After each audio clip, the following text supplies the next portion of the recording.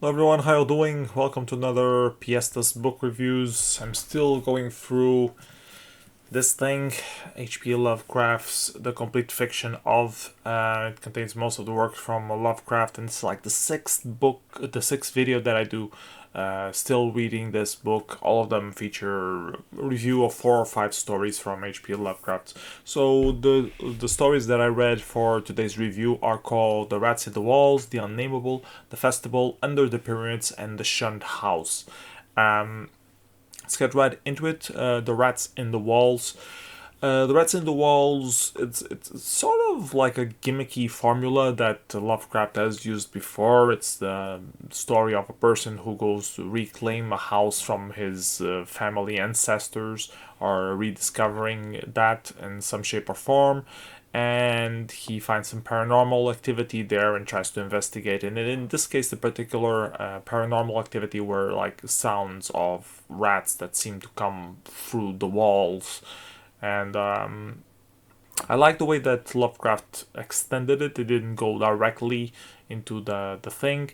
Sometimes that can get a bit boring with Lovecraft, at least for me. Like, it feels like he over explains things a lot, to put a lot of words in, while I just want the story to move along faster. This one felt like it had the right pacing to it, to leave you with a certain dread and curiosity at the same time, to keep reading.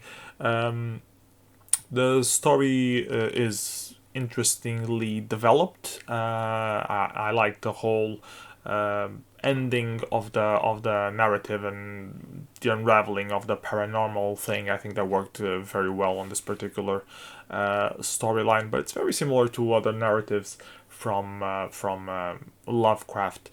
I did find some references here to the so-called the racism that some people claim that Lovecraft has, or that he was a racist, and that he lets that transpire into some of his works.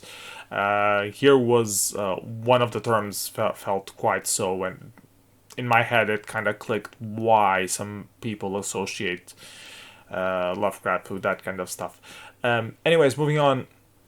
The Unnameable was the second story that I read for that I would like to talk about, and the Unnameable is rather shorter than the Rats in the Walls, but still quite decent. It's the story of two people who are like exploring paranormal, or are not convinced when they say that this particular thing that was found is called the Unnameable. So having found it piqued their interest, and they go to investigate. And well, don't want to spoil the ending, but it's rather short, so it's worth checking out. um, the Festival, the third story that I wanted to talk about in this video. This one was particularly interesting to me because I finally saw a reference to Sunless Sea, which is a game that I've been playing, or I played like 1 or 2 years ago, where they had a lot of Lovecraftian lore put into it, and the festival is one of the events that happens in the game, and is completely derived from this story, apparently, or adapted from this story. And in this story in particular, they mention, or Lovecraft writes, sunless waters, so it completely translates into the sunless sea kind of game. So it's the story of a person who is returning to the land of their ancestors to be a part of a festival that happens every century long, and it's all very mysterious and eerie and weird, and the town itself feels abandoned but not really. And yeah, I really enjoy it. I thought it had a nice vibe to it, dark mood, ambience to it. Um, it also in the beginning tries to relate it to Christmas, so it's set around Christmas time and Christmas spirit, and the festival turns out to be something more ancient. It's not really macabre, but something more odd. And yeah, so I really enjoyed the festival. I think it was really good stories from one of the best stories from Lovecraft. Probably not the best, but I can definitely see it having some impact. Then we move on to the fourth story that I wanted to talk about, Under the Pyramids, and this one was written credited to Harry Houdini. Yes, that Harry Houdini, the escape artist Harry Houdini. So Harry Houdini and Lovecraft lived around the same time, and at some point Harry Houdini was fooling around with writing, and Lovecraft apparently ghost wrote this story in particular, or wrote with him, or wrote for him, something like that, in that way. So it's the story of pseudo-biographic journey that Harry Houdini did to Egypt, probably made up, most likely made up, but it's based around his experience to make it more likely to happen, something like that. So it's a story about Houdini going to a trip to Egypt with his wife and trying to just, spend some low-key time away from the spotlight and media attention and that kind of stuff, and just, be a normal, regular tourist.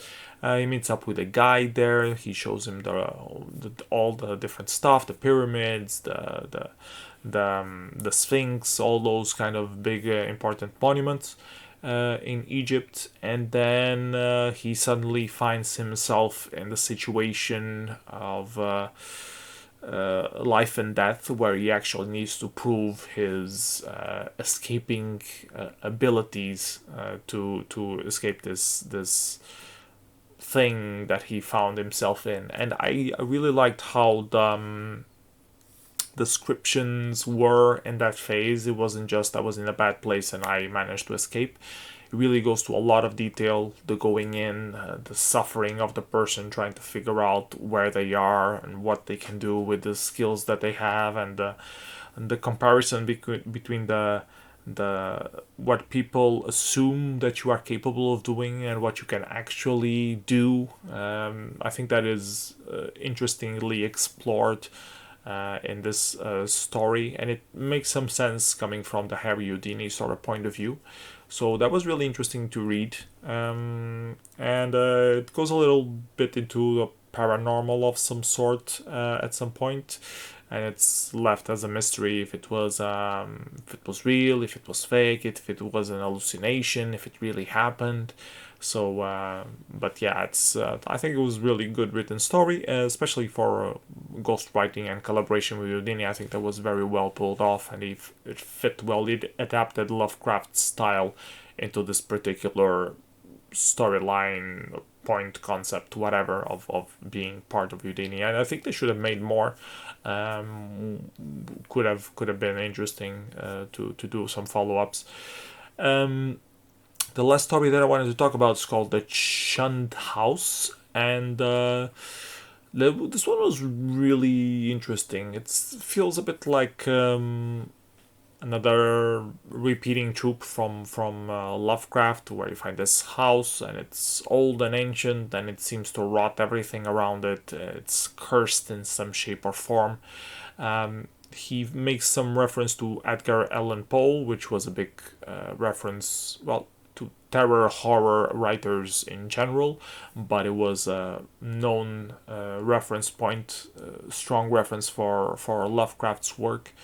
So he mentions him by name directly as he talks about this house that Edgar Allan Poe passed in front of, but he had no idea of the evils that really lurked there, which we are now exploring. So he goes through all the lineage that the house had, how it got the stigma that it was cursed, and then trying to lift that curse somehow. And I'm not gonna spoil the ending, but I really enjoyed it, and yeah, it was. I think it was one of his better works as well. So out of these 5 stories that I read, all of them were pretty decent. I think only the Unnameable is just not as good as the other 4, but the Unnameable had this thing that it was so short that it doesn't really matter. You just read it and that's it.